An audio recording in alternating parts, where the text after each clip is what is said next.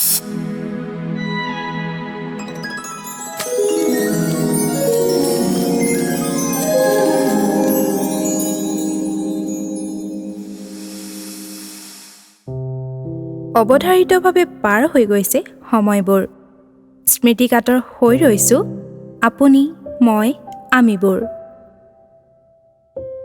জীৱনৰ গুৰুত্বপূৰ্ণ অথচ অতদিনে ৰৈ যোৱা কামবোৰ কৰি পেলোৱাৰ অলপমান সোণালী সুযোগ।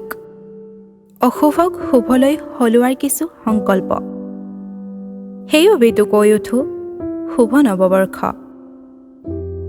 হয়, অনুভৱী মনৰ মজিয়াৰ পৰাই আপোনাৰ লগতে আপোনাৰ পৰিয়ালৰ প্ৰত্যেকজন সদস্যলৈ আমাৰ আন্তৰিক শুভকামনা। আহকচোন এতিয়া আমি অনুভৱী মনৰ কিছু কথাকে পাতোঁ। মৌন ওঠৰ সেমেকা হাঁহিটোৱে টোপনিৰ অভাৱত জৰ্জৰিত নিশাটোক বৰ আমনিদায়ক কৰি তুলিছে। ভাগি যোৱা সপোনবোৰক জোৰা দিয়াৰ দুৰ্বাৰ আখৰা চলিছে। মই বাৰু কিয় উদযাপন কৰিছোঁ এই উজাগৰি নিশাবোৰ? একোচোন বিচাৰিয়ে পোৱা নাই। মাথো নীৰৱতা আৰু নীৰৱতা। মনৰ অস্থিৰতাত উফৰি পৰা সপোনবোৰে বনফৰিং হৈ ধৰা দিছে। সপোনবোৰৰ উৎপাতত নিজকেচোন বান্ধি ৰাখিব পৰা নাই মই। হাজাৰটা সপোনৰ হাজাৰটা ঠিকনা।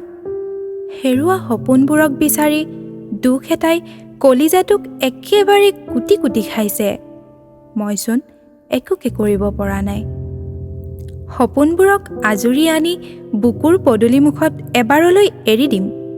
অকলে উদযাপন কৰিম সপোনৰ উৎসৱ। মই যে ৰাতিক ভাল পাওঁ এটা সপোন দেখাৰ লোভত। শুনিছোঁ আকাশৰো হেনো দুখ আছে। বিশালতাবোৰ হেনো এবাৰতে সাৱটি ল'ব নোৱাৰে। সেই বুলিয়েই জানো আকাশখন ভাগি পৰিছে? নাই পৰা নহয়।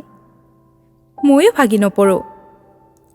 হাজাৰটা সপোন হেৰুৱাৰ পাছতো হেৰুৱা সপোনক যদি চুৰ কৰি আনিবই নোৱাৰোঁ, সপোন দেখাৰ মূল্যই বাকুত। জীৱনৰ আন এক নাম হেনো সংগ্ৰাম। অনিশ্চিত ভৱিষ্যতৰ বাটটো পোহৰাবলৈ সংগ্ৰাম ময়ো কৰোঁ। সপোনৰ উচ্চ শিখৰত গৈ খহি পৰিম বুলি ভয় ময়ো কৰোঁ। তথাপিও মোক কিন্তু সেই ভয়ে কাহানিও সপোনৰ বাটটোত আগুৱাই যোৱাত বান্ধি ৰাখিব পৰা নাই। মোৰ যে এয়া সপোন দেখাৰ, আগুৱাই যোৱাৰ, জীৱনটোক ৰঙীন কৰাৰ হাবিয়াস।